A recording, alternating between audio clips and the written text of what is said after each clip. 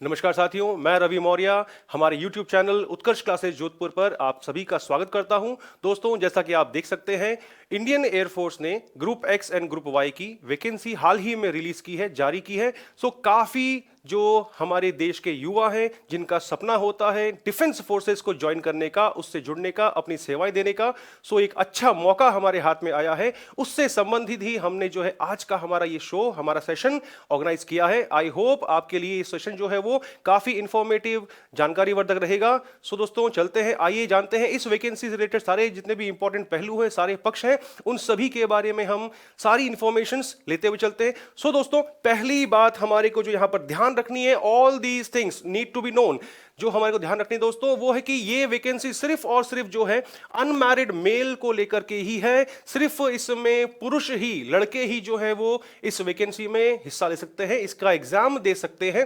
And इसके अलावा दोस्तों, जो हमें बातें जानना जरूरी है, only Indians are eligible and all the citizens of Nepal are eligible for this vacancy.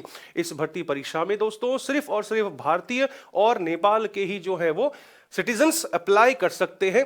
जैसा कि दोस्तों आप स्क्रीन पे सामने देख सकते हो, ऑनलाइन रजिस्ट्रेशन की जो डेट है, वैकेंसी हालांकि कल शाम को रिलीज हुई है, लेकिन जो इसके फॉर्म भरे जाएंगे दोस्तों, वो भरे जाएंगे 2 जनवरी नेक्स्ट ईयर 2020 से टिल चलेंगे दोस्तों। कब तक? 20 जनवरी तक चलेंगे। हमेशा की तरह डिफेंस जो है वो टाइम देता है, अप्रोक्सीमेटली 2 सप्ताह का टाइम ही देता है। इसके अलावा जैसा कि हमेशा इसका ट्रेंड देखा गया है, कभी भी डिफेंस जो है दोस्तों फॉर्म फिलिंग की डेट को कभी भी एक्सटेंड नहीं करता है। जो उसके फॉर्म के दौरान डेट्स मेंशन रहती हैं, उसी डेट्स के अकॉर्डिंग वो चलता है हमेशा।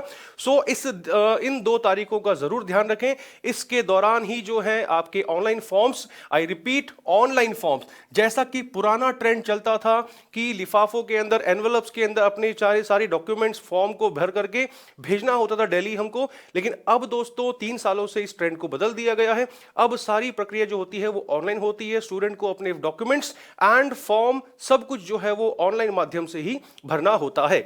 चलते हैं दोस्तों आगे, और क्या जानना जरूरी है। द डेट ऑफ एग्जाम दोस्तों 19 मार्च से शुरू होंगे एंड 23 मार्च तक ये एग्जाम्स चलेंगे। सो आपको समझ में आ चुका होगा, for 5 days the exams will be conducted. लेकिन ऐसा नहीं है, 5 चरणों में चलेंगे, ये 5 दिन तक चलेंगे। सभी के स्लॉट्स आपको अपने आप जो है वो आपके मोबाइल पर मिल जाएंगे एसएमएस के थ्रू, या फिर आपको आपकी मेल आईडी पर। सो अगर हम काउंट करें from today, today is 12 December, अगर दोस्तों हम आज से काउंट करें, so approximately we have 3 months with us। सो मेरे ख्याल से दोस्तों बहुत ही अच्छा समय है इस तैयारी में जुड़ने का, इसकी प्रिपरेशन में जुड़ने का। 90 days मेरे ख्याल से प्रिपरेशन के लिए सफिशिएंट होते हैं। सो दोस्तों बहुत ही काम की है। ऑल दोज कैंडिडेट्स, वे सभी युवा जो अभी स्कूल एजुकेशन जिन्होंने अपना पूरा किया है, जो अपने जिन्होंने अभी एंटर किया है कॉलेज एजुकेशन के अंदर, या फिर जिन्होंने रिसेंटली अपना पॉलिटेक्निक से डिप्लोमा कंप्लीट किया है, वे सभी इस पे जो इस वैकेंसी के लिए, इस एग्जाम के लिए एलिजिबल है, जिसको हम जानते हुए चलेंगे अभी थोड़ी देर और आगे। चलते हैं दोस्तों आगे। सो और क्या दोस्तों जानना जरूरी है इसके अंदर, as what I said you earlier, जैसा कि आपको मैंने बताया पहले कि दोस्तों ये एग्जाम अब जो होगा सिर्फ ऑनलाइन होगा, एंड इसका मोड ऑफ एप्लीकेशन जो होगा, फॉर्म भरने का जो प्रक्रिया होती है, वो भी इसकी ऑनलाइन ही चलेगी।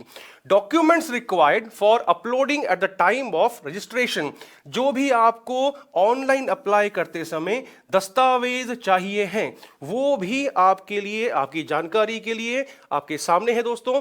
तो 10th क्लास का सर्टिफिकेट चाहिए होगा, क्योंकि वहां पर उसका वो नंबर पूछता है, serial number, and date of birth को क्लियर करने के लिए, कंफर्म करने के लिए। इसके साथ में नंबर 2 कह रहा है कि 12th का भी आपका जो मार्कशीट होगी, मार्कशीट से मालूम चल जाता है क्योंकि कि कैंडिडेट का स्ट्रीम कौन सा रहा है, दैट इज आर्ट्स का है, कॉमर्स का है, या फिर कैंडिडेट जो है वो साइंस बैकग्राउंड से बिलोंग करता है। इसलिए 10th का certificate just to confirm the date of birth of the candidate, सिर्फ कैंडिडेट का डेट ऑफ बर्थ कंफर्म करने के लिए। 12th की मार्कशीट पूछते हैं ताकि स्ट्रीम मालूम चल जाए एंड कितने मार्क्स उस कैंडिडेट ने अप्लाई किए हैं। इसके अलावा यहां पर और में वो वैकेंसी में नोटिफाई कर रहा है हमें कि वे सभी कैंडिडेट्स जिन्होंने 3 साल का डिप्लोमा रिसेंटली फिनिश किया हो और उस एज कैटेगरी में, जो हम आगे जानेंगे अभी, तो उस एज कैटेगरी में जो लोग आते हैं उन वे भी इसके लिए पात्र हैं, इसके लिए एलिजिबल हैं। और दोस्तों इसके अलावा डॉक्यूमेंट्स में क्या चाहिए होगा हमें? पासपोर्ट साइज रीसेंट फोटोग्राफ, लेकिन इसका दोस्तों जरूर ध्यान रखिएगा कि वह फोटोग्राफ दिसंबर 2019 से पिछला यानी पुराना नहीं होना चाहिए। एंड इसके अलावा दोस्तों ध्यान रखना, फोटोग्राफ में जो आपको पासपोर्ट साइज फोटो चाहिए होता है उसमें ब्लैक स्लेट के ऊपर, ठीक है दोस्तों, ब्लैक स्लेट के ऊपर आपको अपना डेट ऑफ बर्थ मेंशन करना होगा। इसके अलावा डेट ऑफ फोटोग्राफ मेंशन करना होगा, दैट टू इसके वो भी इसमें हमें ध्यान रखते हुए चलना है कि कैपिटल लेटर्स में, ब्लॉक लेटर्स में ही आपको सारी चीजें ये मेंशन करनी होंगी। स्लेट पर काली तख्ती पर, हाथ में काली तख्ती पकड़े हुए, और पीछे का जो बैकग्राउंड होता है वो या तो व्हाइट होना चाहिए या फिर स्काई ब्लू कलर को। ये दो कलर ही उन्होंने वैकेंसी के नोटिफिकेशन के अंदर क्लियरली मेंशन करा हुआ है कि ये दो कलर ही बैकड्रॉप के अंदर होने चाहिए। इधर it should be white light colour या फिर वो स्काई ब्लू कलर का होना चाहिए। ठीक है दोस्तों, तो ये डेट ऑफ बर्थ और साथ साथ में डेट ऑफ डीओपी मतलब होता है डेट ऑफ फोटोग्राफ, जिस तारीख को आपने फोटो ली है वो। एंड दोस्तों इसके अलावा ये चीज जरूर ध्यान रखिएगा, तख्ती पर हाथ से ही लिखे हुए ये दोनों चीजें होनी चाहिए। कंप्यूटराइज्ड डेट एंड इस चीज को अगर आप कंप्यूटर से भरवाते हैं, फिल करवाते हैं, तो आपका फॉर्म जो है वो सिरे से ही रिजेक्ट हो जाएगा। आई होप आप ये बात अच्छे से समझ चुके होंगे। सारी चीजें मैनुअली करनी होगी हमें वहां पर, कंप्यूटर से ग्राफिक्स से कुछ भी करते हैं अगर आप वहां पर, और वहां उस डेट ऑफ बर्थ को, डेट ऑफ फोटोग्राफ को अगर आप कंप्यूटर से वहां पर लिखवाते हैं तो उसको एक्सेप्ट नहीं किया जाएगा, आपका फॉर्म जो है वो सिरे से ही रिजेक्ट हो जाएगा। चलते हैं और इस वैकेंसी में हमारे काम की बातें कौन कौन सी जानने को जरूरी है। Let's move ahead. सो दोस्तों एग्जामिनेशन फी जो है, परीक्षा शुल्क जो है, बहुत ही नॉर्मल है as comparative to other examination. दोस्तों फीस का जो है वो 250 रुपीज है। एंड आज की तारीख में तो हर ई मित्र में जहां पर भी आप फॉर्म भरते हैं वहां पर ये फैसिलिटी अवेलेबल होती है, तो it's not a difficult thing to do. हर जगह इसकी व्यवस्था होती है, आप किसी भी इंटरनेट चैनल से, इंटरनेट के माध्यम से जो है अपना पेमेंट भुगतान कर सकते हैं इस शुल्क का। इसके अलावा दोस्तों क्या चीजें जो है वो बहुत ज्यादा आवश्यक होती हैं, हमको चाहिए ही चाहिए, कैंडिडेट के पास में खुद का वैलिड ईमेल आईडी होना चाहिए। ठीक है, जो एग्जिस्ट करता हो, कैंडिडेट का खुद का हो, खुद का एक्टिव फोन नंबर होना भी जरूरी है। क्योंकि दोस्तों इसका रीजन ये है, जब आपको एडमिट कार्ड्स आते हैं तो वो हमेशा आपको आपके मेल आईडी पर सेंड किए जाते हैं। आपको आपके एग्जामिनेशन डेट के बारे में जो इंफॉर्मेशन दी जाती है वो हमेशा आपको, जो आपने फॉर्म में मोबाइल नंबर एंटर किया होता है, दिया होता है, उसी पर ही आपको जो है एसएमएस के द्वारा इंफॉर्मेशन दी जाती है, इसलिए मोबाइल नंबर वहां पर वो मांगते हैं। ठीक है, एंड इसके अलावा दोस्तों सबसे most importantly, whether to know whether the candidate is citizen of India और नेपाल, इंडिया का है तो उसकी नेशनैलिटी जानने के लिए और सारी जानकारी, बेसिक इंफॉर्मेशन कंफर्म करने के लिए आपका आधार नंबर भी जो है वो ऑनलाइन फॉर्म के अंदर मांगा जाएगा। सो ये बेसिक बातें हैं, इनका ध्यान जरूर हमें रखना है ताकि हम जब भी जाएं अपना ऑनलाइन फॉर्म फिल करने के लिए तब वहां पर हमें किसी बात की परेशानी नहीं हो। चलते हैं आगे, और क्या जानना जरूरी है दोस्तों इसके अंदर। सबसे बड़ा सवाल दोस्तों आता है एलिजिबिलिटी क्राइटेरिया को लेकर के। सबसे कॉमन, सबसे मोस्ट इंपॉर्टेंट दोस्तों बात यहां पर जो हमें ध्यान रखनी है, आपका अगर आपके घर में या आप खुद जो है वो तैयारी करना चाहते हैं एयरफोर्स के लिए, ग्रुप एक्स या ग्रुप वाई के लिए, या आपके घर में कोई भी आपके सगे संबंधी जो है जो इच्छुक हैं डिफेंस फोर्सेस को ज्वाइन करने के लिए, तो उसका दोस्तों 17 जनवरी से लेकर 30 दिसंबर तक के बीच में उसका जन्म होना चाहिए। एंड इसमें दोस्तों एक चीज और ध्यान रखना, बोथ डेट्स आर इंक्लूसिव, मतलब कि ऐसा नहीं कि हमें 18 से गिनना शुरू करना है और 29 तक ही गिनना है। नो, अगर किसी व्यक्ति का जन्म 17 जनवरी 2000 को हुआ है तो वो भी इस वैकेंसी की तैयारी के लिए, फॉर्म भरने के लिए पात्र है, एलिजिबल है। सो दोनों तिथियां, दोनों डेट्स अपने आप में इंक्लूडेड हैं, और इसके बीच में, इस दौरान में भी अगर किसी का जन्म हुआ है and he wants to join the Indian air force as an airman, airman के रूप में, तो वे सभी लोग इसके लिए एलिजिबल है as according to the dates. चलते हैं दोस्तों आगे। अब दोस्तों यहां पर और क्या जानना जरूरी है, एजुकेशनल क्वालिफिकेशन, क्योंकि vacancy group X and group Y की आई है तो हम उसको चरण दर चरण जानते हुए चलते हैं आराम से। पास्ट इंटरमीडिएट यानी कि 12th पास किया हो कैंडिडेट ने, सब्जेक्ट्स कौन कौन से, मैथमेटिक्स हो, फिजिक्स हो उसका 12th के सब्जेक्ट, और इसके साथ में इंग्लिश हो। अब दोस्तों ध्यान रखना, जो उसके कंपलसरी सब्जेक्ट्स हैं उसमें भी एयरफोर्स जो है ओवरऑल आपसे 50% की, यानी 50% एग्रीगेट की आपसे डिमांड करता है मिनिमम, ठीक है। एंड इसके अलावा दोस्तों आप डिफेंस में कहीं पर भी अप्लाई करें, आपको ये चीज जो है वो मस्ट मिलेगी कि इंडिविजुअली इंग्लिश के पेपर में भी आपको मोर देन 50 जो है वो स्कोर करना जरूरी है। अगर आपने ये दोनों चीजें हैं आपके पास में तो आप एलिजिबल हैं, एजुकेशन के हिसाब से आप वहां पर फॉर्म भर सकते हैं। लेकिन दोस्तों यहां पर हमें जो बात जाननी जरूरी है वो क्या है, अगर किसी कैंडिडेट का 12th में 49.9% आया हो, अगर किसी कैंडिडेट का 49.5% आया हो, तो ये व्यक्ति एलिजिबल नहीं होंगे, ठीक है।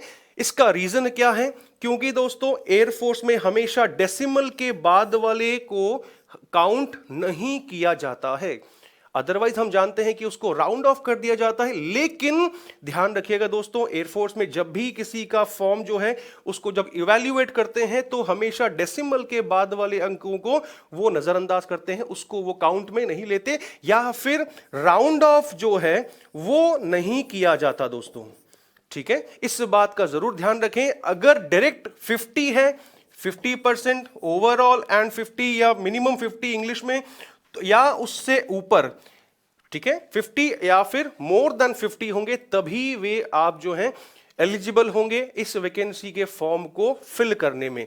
इसके अलावा दोस्तों अगर 12th के अंदर आपका ये मामला नहीं है, 50% नहीं है, 50 से नीचे है, लेकिन आपने कहीं पर किसी गवर्नमेंट रिकॉग्नाइज्ड पॉलिटेक्निकल कॉलेज से अगर आपने डिप्लोमा किया हुआ है एंड वहां पर आपके जो परसेंटेज हैं वो इस मापदंड को टच कर रहे हैं, देन यू आर एलिजिबल, ठीक है। ऐसे काफी सारे स्टूडेंट्स होते हैं जिन्होंने डिप्लोमा कर लिया होता है, 12th में उनके वो नहीं होते हैं, तो वे भी इस चीज के लिए जो है योग्य होते हैं। तो इस बात का भी ध्यान रख सकते हैं। अगर आपको लगता है कि हाँ मैंने 12th के साथ में, 12th के बाद में मैंने जो है डिप्लोमा कर लिया, अब दोस्तों इसमें भी ध्यान रखना, डिप्लोमा किया हुआ in any field, in any stream, किसी भी स्ट्रीम से, किसी भी फील्ड से डिप्लोमा किया हुआ हो, हर कैंडिडेट, हर स्टूडेंट जो है वो इस वैकेंसी के लिए एलिजिबल है। इस बात का ध्यान रखिएगा। सो एज हमारे पास में है, हमने इसके बारे में जानकारी जान ली है। इसके अलावा एजुकेशनल क्वालिफिकेशन पर्टिकुलरली इस पेज पर हमने जाना है फिलहाल किसमें, एक्स ग्रुप को लेकर के। सो 12th क्लास के अकॉर्डिंग बेस पर भी एक जो आप हैं वो फॉर्म भर सकते हैं। इसके अलावा अगर आपने डिप्लोमा किया हुआ है, लेकिन दोस्तों ध्यान रखना प्राइवेट डिप्लोमा नहीं, प्राइवेट कॉलेज से किया हुआ नहीं, गवर्नमेंट रिकॉग्नाइज्ड कॉलेज से किया हुआ, वही यहां पर सर्टिफिकेट उसका जो है वैलिड माना जाएगा। चलते हैं आगे दोस्तों। और इसके अलावा इसमें जानने के लिए और क्या जरूरी है, एलिजिबिलिटी क्राइटेरिया, लेकिन किसके लिए, ग्रुप वाई के लिए। काफी सारे स्टूडेंट्स जिनका स्ट्रीम साइंस ना हो करके, दोस्तों इसके बारे में एक सिंपल सी जानकारी ध्यान रखना कि ये जो ग्रुप वाई होती है ये हमेशा नॉन टेक्निकल होती है, ठीक है। अगर आपका 12th तक आपका जो बैकग्राउंड है वो साइंस बैकग्राउंड का नहीं रहा है, आपका कॉमर्स बैकग्राउंड से है, आपने अपनी स्कूलिंग करी है, आपने आर्ट्स बैकग्राउंड से अपनी स्कूलिंग पूरी करी है, तो वे सारे स्टूडेंट जो हैं वे सभी एलिजिबल हैं ग्रुप वाई की फॉर्म भरने में। वाई ग्रुप के जो है वो ट्रेड में अपना फॉर्म भर सकते हैं। इसमें भी one more thing to remember कि दोस्तों ऑटोमोबाइल टेक्नीशियन की पोस्ट नहीं है ये, ठीक है। इंडियन एयरफोर्स पुलिस, जिसको काफी बार जो है वैकेंसी के अंदर IAF इंडियन एयरफोर्स और P, और इसी के साथ में इंडियन एयरफोर्स सिक्योरिटी IAFS, इन दो नामों से दर्शाया गया है। ये दोनों ही ट्रेड की वैकेंसी नहीं है ये, ठीक है। एयरफोर्स पुलिस, एयरफोर्स सिक्योरिटी के लिए ये वैकेंसी नहीं है। तो जो भी आप फॉर्म भरेंगे, आप आगे आपको ट्रेनिंग आपको जब पूरी होगी तब आप इन दोनों ट्रेड्स को चुन नहीं पाएंगे, ना आपको ये मिलेगी, क्योंकि ये वैकेंसी फिलहाल जो है वो इन दोनों ट्रेड्स को, तीनों ट्रेड्स को जुड़ी हुई इनसे संबंधित नहीं है। मेडिकल ट्रेड्स के बारे में आगे बताएंगे अच्छी तरह इसके बारे में हम लोग दोस्तों आपको। यहां पर दोस्तों और क्या जानना जरूरी है, past intermediate examination in any stream, या तो वो साइंस का है, कॉमर्स का है, आर्ट्स का है। साइंस का कैंडिडेट्स अगर चाहता है कि नहीं मुझे टेक्निकल ट्रेड में नहीं जाना है, टेक्निकल साइड में नहीं जाना है, मुझे नॉन टेक्निकल में ही जाना है, तो एक साइंस का बच्चा भी जो है वो वाई ग्रुप के लिए एलिजिबल है। वो अपना फॉर्म, भले ही उसका 12th जो है वो साइंस बैकग्राउंड से रहा हो, फिर भी वह चाहता है कि मुझे जाना है नॉन टेक्निकल के अंदर ही, क्योंकि मेरा मैथ्स फिजिक्स जो है वो बहुत वीक रहा है शुरुआत से। चलो ठीक है, भले ही स्कूल लेवल पे जो है 50% से ऊपर मार्क्स उसके आ गए, सिंस देन ऑल्सो अगर वो चाहता है कि मुझे जाना नहीं है उसके अंदर, मुझे नॉन टेक्निकल के अंदर ही डिफेंस में अपना करियर सिक्योर करना है, तो उनके लिए भी ये रास्ता खुला है, द्वार खुला है। वे भी इसके लिए इस ग्रुप वाई में अप्लाई कर सकते हैं। सो दोस्तों, एनी स्ट्रीम एनी सब्जेक्ट, यहां पर कोई भी बाउंडेशन नहीं है, लेकिन साथ में सेंट्रल या स्टेट बोर्ड रिकॉग्नाइज से हुआ हो, और साफ साफ कह रहा है इस चीज को लेकर के, यानी कि ग्रुप वाई के अंदर भी आपका ओवरऑल जो कंपलसरी सब्जेक्ट्स आपके दोस्तों होते हैं, जो आपके अनिवार्य विषय होते हैं, उसके अंदर भी आपका 50% से ऊपर होना चाहिए स्कोर, 50 या 50 से ऊपर। एंड डेसिमल वाला किस्सा यहां पर भी अप्लाई होगा, 49.9 तक जो है वो इनएलिजिबल कहलाएगा, अयोग्य कहलाएगा फॉर्म भरने से। एंड दोस्तों, इसके अलावा यहां पर भी ध्यान रखिएगा, इंग्लिश में भी यहां पर इंडिविजुअली 50% मिनिमम होना ही चाहिए, ठीक है। I hope you people have understood. यहां पर हमने पूरा जाना है ग्रुप वाई के अकॉर्डिंगली हमारा एजुकेशन क्वालिफिकेशन क्या होना चाहिए, कैसे होना चाहिए, कितनी बातों को हमें ध्यान रखते हुए चलना है, और ये वैकेंसी किन किन ट्रेड्स को इंक्लूड नहीं करती है, IAFP, IAP, IAFS को लेकर के, एंड इसके अलावा सारी बातें। चलते हैं दोस्तों आगे। वाई ग्रुप के अंदर ही एक और यहां पर आती है वैकेंसी, जिसके बारे में बहुत कम लोगों को जानकारी होती है दोस्तों। हालांकि वैकेंसी के नोटिफिकेशन के अंदर क्लियरली मेंशन्ड है इस चीज के बारे में, फिर भी इस चीज पर बहुत कम लोग ही गौर करते हैं दोस्तों, ठीक है।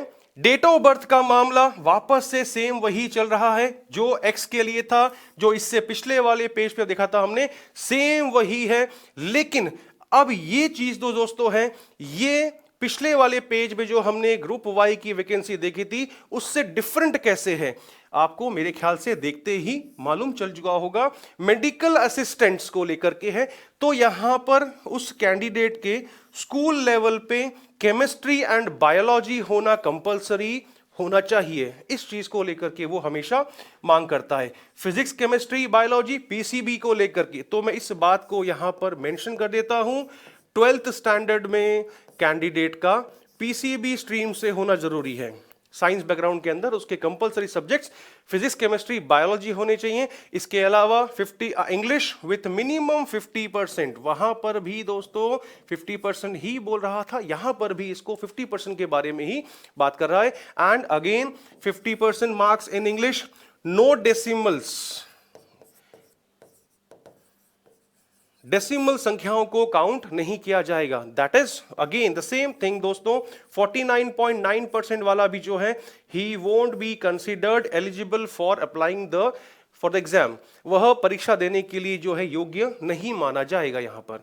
सो दोस्तों, ओवरऑल जो हमारे पास में हाल ही में एयरफोर्स में वैकेंसी आई है वो 3 ट्रेड्स को लेकर के है, X group, Y group and Y group के अंदर ही मेडिकल असिस्टेंट्स को लेकर के। इस पे मैं काफी ज्यादा ध्यान देना चाहूंगा दोस्तों, क्योंकि इसके अंदर फॉर्म्स बहुत कम भरे जाते हैं। जनरली सबका रुझान होता है वाई ग्रुप के ऊपर और जो उसमें ट्रेड्स मिलती है, और एक्स ग्रुप के ऊपर। लेकिन इसमें दोस्तों काफी लोगों को इसके बारे में मालूम भी नहीं होता, जानकारी भी नहीं होती। एंड दोस्तों इसके अलावा क्या जानना जरूरी है, जितने भी सारे बच्चे हैं, जितने भी सारे स्टूडेंट्स हैं जिनका 12th के अंदर फिजिक्स, केमिस्ट्री एंड बायोलॉजी था, उनका मैथ्स नहीं था, वे सभी इस पोस्ट में अपना आवेदन कर सकते हैं, इस ट्रेड के लिए अप्लाई कर सकते हैं। पेपर जो है वो आपका हमेशा सीबीएसई के लेवल के अकॉर्डिंगली 10+2 पैटर्न पर रहेगा। सीबीएसई अकॉर्डिंगली, सीबीएसई बेस के अकॉर्डिंगली 10+2 पैटर्न पर ही हमेशा आपका इसका पेपर बनता आया है। एंड दोस्तों और इसके बारे में जानना क्या जरूरी है, the first point says candidate eligible for group Y examination are also eligible for group X और for Y। तो दोस्तों लाइन का मतलब ही निकलता है कि वे सभी स्टूडेंट्स, वे सभी कैंडिडेट्स जिनके मापदंड के अकॉर्डिंगली ग्रुप एक्स के लिए वे एलिजिबल हैं, तो अगर उनकी इच्छा नहीं है एक्स में जाने की, जैसा आपको मैंने बताया अभी थोड़ा पहले, तो दोस्तों वे लोग ग्रुप के वाई के लिए भी अप्लाई कर सकते हैं। वे लोग डिप्लोमा होल्डर्स, यानी कि वो बात कर रहा है पॉलिटेक्निक जिन्होंने किया हुआ है, वे सिर्फ और सिर्फ एक्स ग्रुप के लिए ही अप्लाई कर सकते हैं। पॉलिटेक्निक वाले जितने भी हैं वो वाई ग्रुप के लिए एलिजिबल नहीं है। थर्ड पॉइंट दोस्तों ये कहता है exact aggregate percentage of marks before decimal. इसके बारे में हम ऑलरेडी चर्चा कर चुके हैं कि 49.9 भी अगर किसी का रहता है परसेंटेज 12th के अंदर ओवरऑल, वो तक यहां पर एलिजिबल नहीं होगा। सो दोस्तों यहां पर हमने कौन कौन सी काम की बातें जान ली कि एक्स के लिए, यानी किसी व्यक्ति का पीसीबी रहा है, सॉरी पीसीएम रहा है अगर 12th के अंदर, and he is interested to go for non technical trade, उसकी इच्छा है कि वो नॉन टेक्निकल ट्रेड में जाके अप्लाई करे, तो वो व्यक्ति यानी कि पीसीएम वाला बच्चा जो है वो ग्रुप वाई के लिए यानी कि नॉन टेक्निकल ट्रेड के लिए अप्लाई कर सकता है। डिप्लोमा वाला स्टूडेंट जो है वो सिर्फ और सिर्फ एक्स के लिए ही अप्लाई कर सकता है, वाई के लिए वह अप्लाई नहीं कर सकता अगर वो अपना फॉर्म फिल करता है डिप्लोमा के बेस पर। इसका ध्यान रखिएगा, अगर आपने अपना फॉर्म फिलिंग के टाइम पर आपने अपना डिप्लोमा शो कर दिया है तो फिर आपको जो है वो एक्स के लिए ही भर सकते हो। अब दोस्तों इसमें काम की बात क्या है कि अगर कोई व्यक्ति स्टूडेंट जो है वो डिप्लोमा किया हुआ है तो नेचुरल सी बात है उसके 12th में पीसीएम रहा होगा। अब अगर आपने डिप्लोमा देकर के फॉर्म को, डिप्लोमा सर्टिफिकेट शो करके अगर आप फिल करते हैं तो फिर आप एक्स के लिए ही एलिजिबल होंगे। अगर आप अपना डिप्लोमा शो नहीं करके आप अपना वहां पर केवल और केवल 12th का सर्टिफिकेट शो करते हैं तो वहां पर आप ये वाली केस यानी एक्स एंड वाई दोनों के लिए भर सकते हैं। इस बात को जरा ध्यान रखिएगा, अगर अपना आप डिप्लोमा का सर्टिफिकेट नहीं शो करते हैं, सिर्फ 12th का शो करते हैं अपनी क्वालिफिकेशन, तो वहां पर आप 12th के अकॉर्डिंगली वाई ग्रुप के लिए भी अप्लाई कर सकते हो, और डिप्लोमा शो कर रहे हो तो फिर तो आप एक्स के लिए ही करना पड़ेगा। तो इस बात को जरा दोस्तों ध्यान रखना। एंड डेसिमल वाला जो पॉइंट है ये हमने सभी ने जान लिया होगा मेरे ख्याल से। So let's move ahead. और दोस्तों क्या यहां पर जानना जरूरी है इस चीज के बारे में, the pattern of the paper, paper का पैटर्न दोस्तों कैसा रहेगा आइए जानते हैं। तो पहला पॉइंट दोस्तों, एक्स के लिए पेपर का ड्यूरेशन रहेगा 60 मिनट्स का। मैं यहां पर एक बात को सबसे पहले क्लियर कर देना चाहता हूं दोस्तों, एग्जाम जो होगा वो सिर्फ और सिर्फ ऑनलाइन माध्यम से ही होगा। डिफेंस में अब, एयरफोर्स में X group and Y group के अंदर स्पेशली यहां पर अब ऑफलाइन एग्जाम्स होना बंद हो चुके हैं 2 सालों से। इस बात का ध्यान रखना, अगर कोई नए स्टूडेंट्स हैं जिन्होंने भी हाल ही में 12th अपना क्लियर किया हो, जिनको ये जानकारी नहीं हो, सो इस बात को जरूर ध्यान रखिएगा। अब जो है वो डिफेंस में एग्जाम्स हमेशा ऑनलाइन मीडियम से ही होते हैं। The duration of the paper दोस्तों, पेपर का ड्यूरेशन रहेगा 60 मिनट का। कौन कौन से सब्जेक्ट्स को कवर किया जाएगा, इंग्लिश को, मैथमेटिक्स को एंड फिजिक्स को। English based, mathematics based and physics, इन 3 चीजों को कवर करके पूरा एक सिंगल पेपर बनता है, इसको ध्यान रखिएगा, ठीक है। एंड इसके अलावा the level of the paper will be 12th standard, ठीक है। 10+2 के लेवल का, जो आपने अपने स्कूल लेवल तक पढ़ा हुआ है उस लेवल का पेपर हमेशा बनता है। ग्रुप वाई के लिए 45 मिनट्स का पेपर होता है, पौन घंटे का, 45 मिनट का होता है।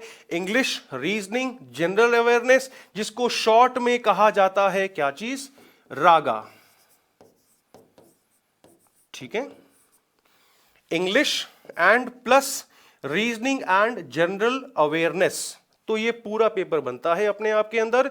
45 मिनट्स मिलते हैं आपको सॉल्व करने के लिए। एंड दोस्तों, अगर आपके पास में दो ऑप्शंस और भी हैं यहां पर, कौन सा, यहां दे रखा है कि दोस्तों x का जो कैंडिडेट होता है वो y तो भर ही सकता है, y ग्रुप के लिए तो अपना वो अप्लाई कर सकता है, सबको इसको जान लिया अभी हमने। लेकिन दोस्तों आप कैसे, इसमें एक थर्ड प्रोविजन और भी होता है कि आप x एंड y बोथ का भी ऑप्शन फिल कर सकते हैं while applying for the exam. ठीक है दोस्तों, अप्लाई करने के समय तीसरा आपको एक कॉलम और मिलेगा बोथ का लेकर के। जिनको केवल x करना है तो x ग्रुप का भर सकते हैं, केवल y करना है तो y ग्रुप का।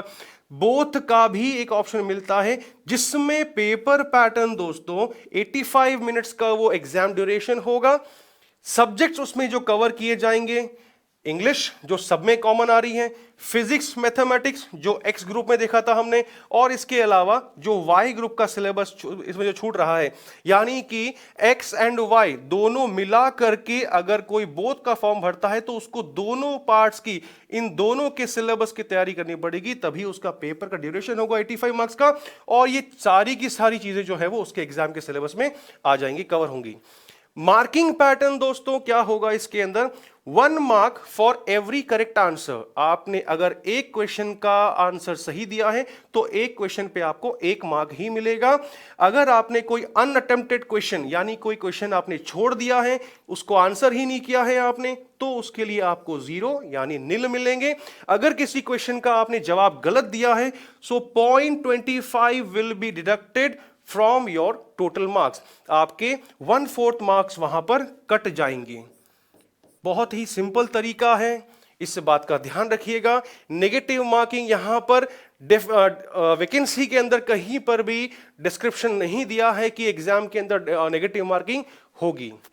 ठीक है, चलते हैं आगे। और क्या जाना जरूरी है यहां पर, मैंडेटरी यानी आवश्यक मेडिकल स्टैंडर्ड्स जो कैंडिडेट के होने चाहिए for both X and group Y.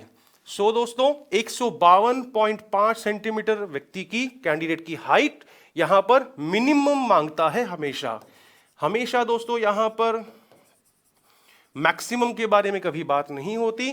Minimum 152.5 centimetres. सीना, चेस्ट, तो सीने में हमेशा बोला जाता है कि फुलाव जो है, एक्सपेंशन जो है, सांस भरना, इनहेल करना, तो हमेशा 5 सेंटीमीटर्स का फुलाव उसमें आना चाहिए। बॉडी वेट के बारे में अगर हम बात करें तो उसके बारे में कहीं पर भी कोई भी स्टैंडर्ड्स नहीं दिए हुए हैं, तो कहा गया है कि in proportion to height and age, यानी कैंडिडेट की जितनी हाइट है उसके प्रोपोर्शन में ही अगले व्यक्ति का जो है वो एज है जो उसके अकॉर्डिंग हाइट है, हाइट के अकॉर्डिंग उसका बॉडी वेट भी होना चाहिए।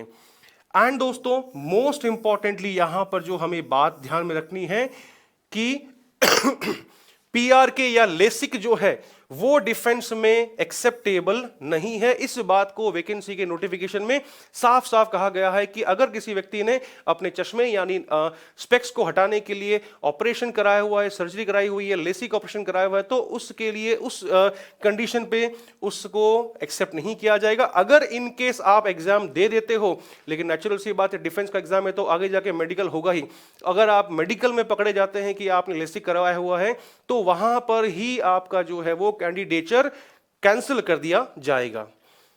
And hearing capacity, able to hear, forced whisper को कह रहा है from the distance of 6 meters, 6 meter की दूरी पर फोर्स्ड विस्पर जो है वो सेपरेटली दोनों कानों पर जो है व्यक्ति सुन सके, इसके अकॉर्डिंग उसके जो कान है वो इतने एबल होने चाहिए। डेंटल के अकॉर्डिंग हमेशा वो मिनिमम 14 डेंटल पॉइंट्स मानता है, भले ही आपके विजडम टूथ जो हैं वो काउंट इसमें भली ना हो, लेकिन इसका दोस्तों हमेशा ध्यान रखना मिनिमम वो हमेशा 14 मांगेगा ही मांगेगा। अब ऐसा नहीं है कि 7 ऊपर हैं और 7 नीचे हैं, नहीं, इसका ध्यान रखना ओवरऑल वो हमेशा काउंट करता है, 14 डेंटल पॉइंट्स होने ही चाहिए अगले व्यक्ति के। ठीक है, चलते हैं दोस्तों आगे। और इसमें क्या जानना जरूरी है हमारे लिए, लास्ट में दोस्तों कहता है हमसे कि एनी करिगेंडम, मतलब कि कोई भी संशोधन अगर होता है वैकेंसी के अंदर, वैकेंसी की डेट्स में लेकर के, उसके एग्जाम प्रोसीजर को लेकर के, तो यहां पर साफ साफ कह रहा है एनी करिगेंडम चेंजेस और updates shall be available only on CASB web portal. CASB का दोस्तों मैं बताना चाहूंगा फुल फॉर्म क्या होता है, सेंट्रल एयरमैन सिलेक्शन बोर्ड। तो इस सेंट्रल एयरमैन सिलेक्शन बोर्ड का जो वेब पोर्टल बना हुआ है, जिसको मैंने यहां पर ब्लू कलर से मेंशन किया हुआ है, कोई भी अगर एग्जाम को लेकर के चेंजेस होते हैं, उसकी डेट को लेकर के, भले ही उसके मोड ऑफ एग्जाम को लेकर के, एनीथिंग, तो वो हमेशा आपको नोटिफाई किया जाएगा, आपको सूचित किया जाएगा इस वेब पोर्टल पर, जिसका नाम है airmanselection.cdac.in। ठीक है। एंड इसके अलावा दोस्तों हमें और क्या जानना जरूरी है, and no intimation shall be given in any newspaper. इस बारे में, किसी भी चीज के अपडेट के बारे में आपको अखबार के अंदर, न्यूज़पेपर में कोई भी जानकारी नहीं दी जाएगी। ठीक है। और आगे other media, all candidates are required to see the web portal from time to time. तो दोस्तों ये साफ साफ वैकेंसी में कहा गया है कि अगर आपको कोई भी जानकारी देखनी हो, लेनी हो, तो आपको हमेशा वेब पोर्टल पे जाना पड़ेगा। वहां पर आपको टाइम टू टाइम चेक करना होगा कि उस पर्टिकुलर वैकेंसी को लेकर के वहां पर कोई भी जानकारी प्रोवाइड कराई गई है या नहीं कराई गई हो। सो दोस्तों ये था हमारा आज का सेशन, एंड इस वैकेंसी से जुड़े हुए सारी बातें जो हैं, मोस्ट इंपॉर्टेंट बातें जो हमको जानना जरूरी थी, वो मैंने यहां इस छोटे से वीडियो के अंदर आपको समझाने की पूरी कोशिश करी है। इसके अलावा अगर फिर भी किसी के मन में कोई सवाल, कोई क्वेश्चन, कोई क्वेरी रह जाती है, तो इस वीडियो के नीचे जो दिए हुए कमेंट बॉक्स है दोस्तों, वहां पर आप अपने क्वेश्चंस पुट अप कर सकते हैं। आपके जवाब आपको जरूर मिलेंगे। So thank you so much, that's all. Click on the subscribe button to subscribe to our channel. Press the bell icon on the YouTube app and never miss another update. Download Karsh app from Google Play Store. Karsh app is one-stop solution for your competitive exam preparation with lots of unique and amazing features like create your own custom test, add YouTube videos in app library, add web reference link for quick revision, make your own custom flashcards. For each chapter, you can give online test and analyze your performance. So download Karsh app now.